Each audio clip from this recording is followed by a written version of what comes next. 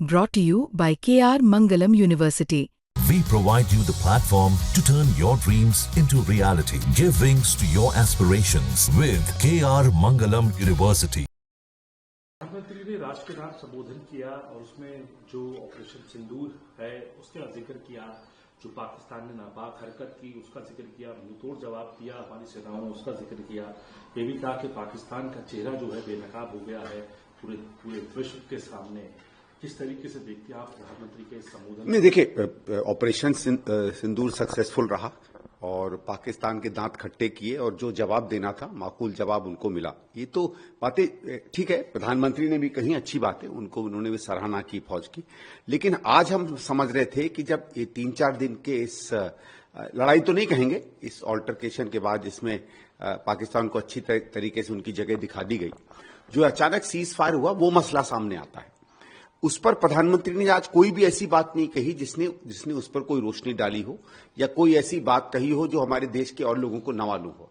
सब चीजें जो उन्होंने कही हैं वो पुरानी हैं, मतलब वो जानते हैं सब लोग। भाई, आप जब राष्ट्र के नाम संदेश देते हैं और खासकर इतनी बड़ी एक 4-5 दिन की घटना तो नहीं कहेंगे, एक इवेंट बहुत बड़ा हुआ, उसके बाद आप कोई स्पष्टीकरण नहीं दें।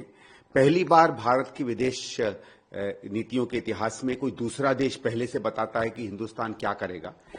और देशों ने पहले भी प्रभाव डाला होगा, असर डाला होगा, बात की होगी, वो तो है। हम कोई ये तो है नहीं कि हिंदुस्तान केवल चांद में रहता, बाकी सब किसी और दुनिया में रहते हैं, तो विचारों का आदान प्रदान होता। लेकिन पहली बार ऐसा हुआ कि कोई तीसरा देश या चौथा देश जो है ये दुनिया को बता दे कि अब हिंदुस्तान क्या करने वाला है। इस पर उनको कुछ स्पष्टीकरण देना चाहिए था, क्योंकि देखिए, भारतीय जनता पार्टी को ये पसंद हो ना हो, पर हमारी संप्रभुता, हमारी विदेश नीति में सन 47-48 से, नेहरू जी के समय से कम हम जैसे लोगों के लिए एक प्राथमिकता रही है, जिस कारण से हमने अपनी अर्थव्यवस्था में संप्रभुता निभाई है।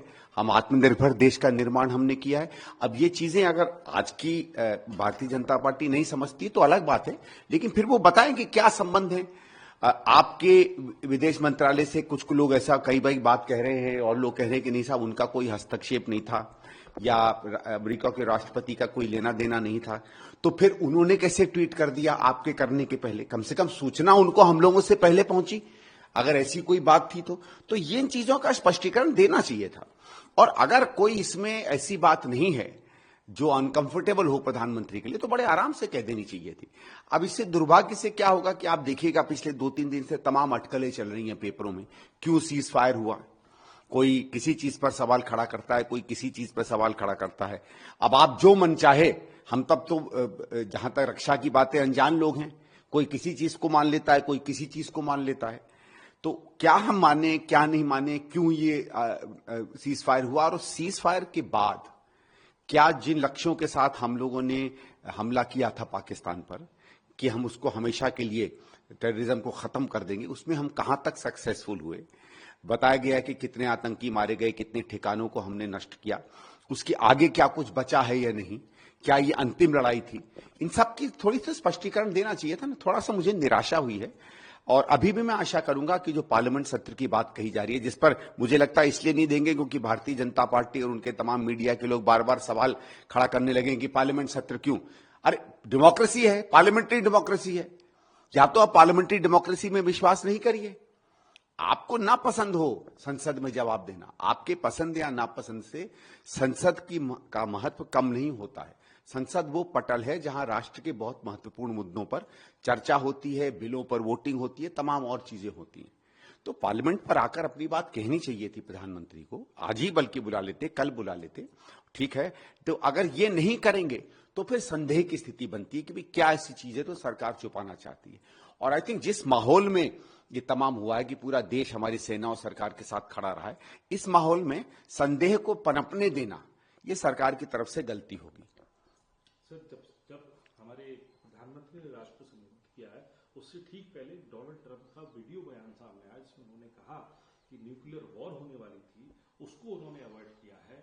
और ये भी कहा उन्होंने कि दोनों देशों को उन्होंने कहा कि आपने हमसे ट्रेड डील करनी है, हमसे बिजनेस करना है, व्यापार करना है।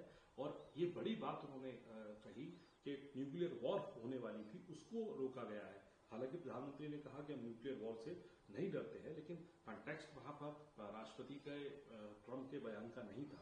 तो तो इन दोनों डेवलपमेंट को कैसे देखिए, पहली चीज तो क्या अमेरिका के राष्ट्रपति ने कहा नहीं कहा, ये तो हमारी सरकार ही बता सकती है कि सच है कि नहीं, क्योंकि ये बहुत गंभीर बात उन्होंने कही है कि न्यूक्लियर वॉर हो सकती थी। न्यूक्लियर वॉर कोई सामान्य बात नहीं है।